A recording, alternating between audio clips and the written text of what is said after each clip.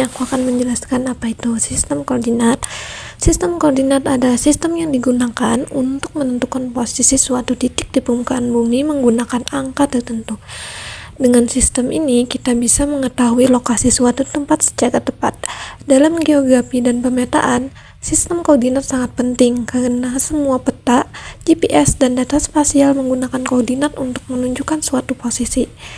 Contoh sistem koordinat yang sering digunakan yaitu koordinat geografis yang digunakan untuk lintang dan bujur, kemudian koordinat UTM menggunakan satuan meter dalam grid peta.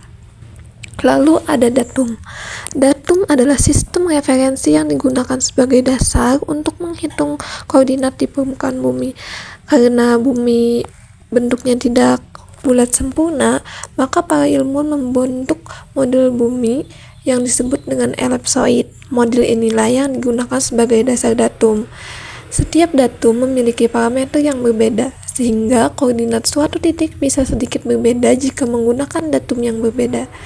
Contoh datum yang sering digunakan yaitu WGS 84 yang dimana digunakan untuk GPS, kemudian DJN 95 datum geodesi nasional Indonesia versi lama, kemudian SRGI 2013 yaitu sistem referensi geospasial Indonesia yang versi terbaru. Kemudian ada proyeksi koordinat.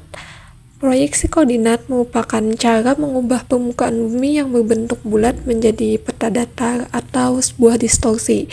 Karena bumi bulat sedangkan peta datar, maka harus digunakan rumus matematika tertentu untuk memproyeksikan permukaan bumi ke bidang datar.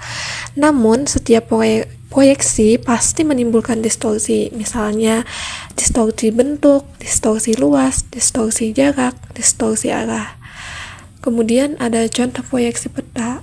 Pertama ada Mercator, kemudian ada transverse Mercator, lalu ada UTM atau Universal Transfer Mercator.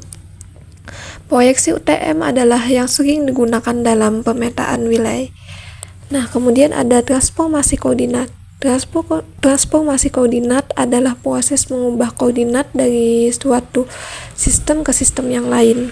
Hal ini dilakukan karena data peta sering berasal dari sistem koordinat atau datum yang berbeda. Nah, agar data tersebut bisa digunakan bersama dalam satu atau sistem GIS, maka koordinatnya harus diubah.